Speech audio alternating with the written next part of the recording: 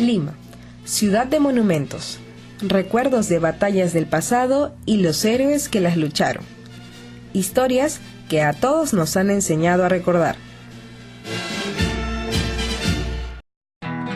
Pero hay otros monumentos, espacios ignorados que quieren contarnos una parte importante de nuestra historia reciente. Yo tengo un compromiso conmigo mismo que me hace hacer lo que hago. Hay un dicho que dice que todo pueblo que pierde su memoria está condenado a repetir la historia. Y eso es verdad. Y el árbol arrancado son ellos.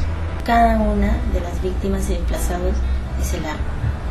En este reportaje hablaremos de personas e instituciones que trabajan para lograr que la memoria perdure en las voces que muchos han preferido silenciar. Elizabeth Choquehuanca no regresa a este lugar desde hace mucho tiempo.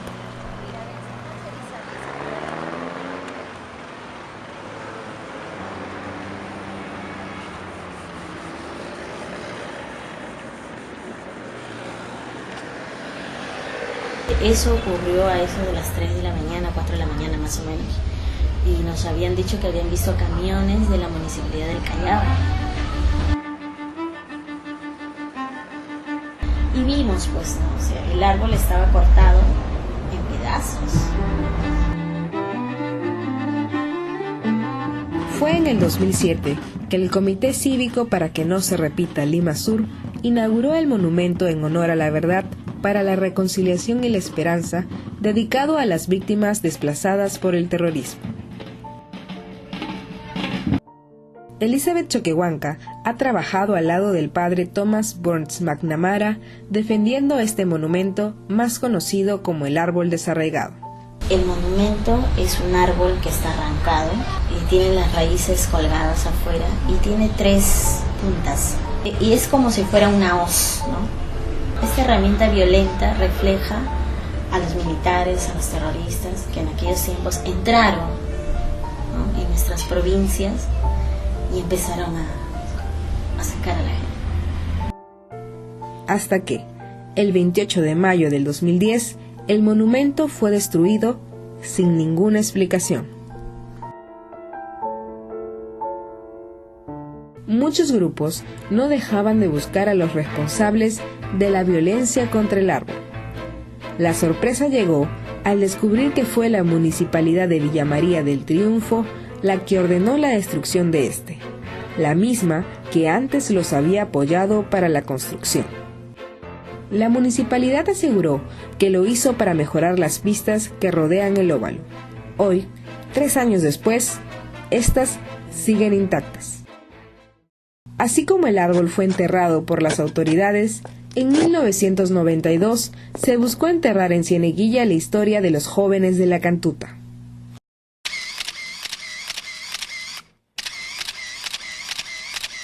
Mi hermano fue secuestrado en una universidad militarmente intervenida, fue torturado, fue asesinado con tiros a la espalda, cobardemente.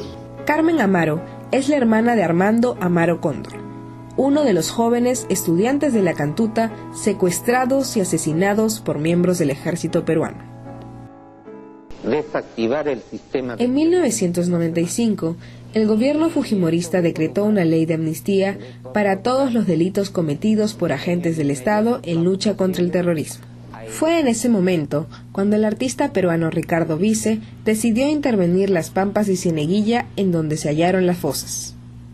Mi indignación tenía mucho que ver también con el silencio de los otros, ¿no? Sobre todo el silencio de la prensa, ¿no?, que no cubría para nada. Ahí, en medio de las pampas, Ricardo dio vida a los pétalos de la Cantuta, una flor roja para cada desaparecido. Yo tengo un compromiso conmigo mismo que me hace hacer lo que hago. La propuesta que hizo Vice tiene que ver con mensajes claros, ¿no?, con vida, verdad, justicia, ¿no? Creo que si no hubiese hecho lo de la Cantuta, hubiese sentido que estaría archivando algo que no tenía por qué. Así como en el caso de la Cantuta, la mayoría de las víctimas de aquellos años simplemente desaparecieron. Sus cuerpos, ocultos en fosas y en precipicios, muchas veces no fueron encontrados por sus familiares. Por eso surgió la iniciativa del Ojo que Llora, para crear un espacio donde los familiares puedan acercarse a recordar a las víctimas. Rosario Narváez, secretaria técnica de la Asociación Caminos de la Memoria, ha tenido un rol muy importante en la difusión de este monumento. El Ojo que Llora es una iniciativa que surge desde la sociedad civil en la idea de contar con un espacio que permitiera rendir homenaje a las víctimas. En este momento en el memorial hay 17.200 y pico de nombres de víctimas, muertos y desaparecidos. Y cuando uno camina al interior del laberinto, es imposible que tú no hagas una reflexión sobre las causas de la violencia. Este espacio es también para ella de especial importancia para los familiares de los desaparecidos. Como nunca se encuentran los restos, no hay a dónde le lleven una flor, lo recuerden el día de su cumpleaños. Eso no permite que sus familiares concluyan el proceso de duelo que siempre lleva a una pérdida. Pero no todos respetan esta memoria. En el 2007, grupos profujimoristas bañaron de pintura roja el monumento, en una completa muestra de desconsideración hacia las víctimas. Ya vimos 3 casos de monumentos y lo que estos significan, pero ¿tenemos una definición de memoria? Jesús Martínez, miembro del colectivo Nadie nos paga, nos dio la mejor definición. Un poco restrictivo decir la memoria, porque no hay una memoria, hay diferentes memorias, ¿no? Las memorias del individuo, las memorias de los colectivos, las víctimas, los victimarios, de los agentes de las fuerzas del orden, de los senderistas, hay diferentes memorias. Pero la memoria no es solo física.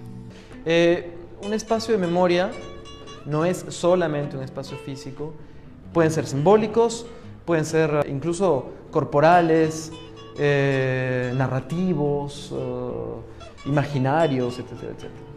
Y entonces, si hay tantas iniciativas, espacios, recuerdos, ¿por qué seguimos ignorándolos? ¿Por qué seguimos visitando y recordando monumentos a batallas pasadas, pero decidimos olvidar aquella lucha que dejó heridas que hasta hoy no terminan de sanar? ¡Viva la patria! Japarecachas.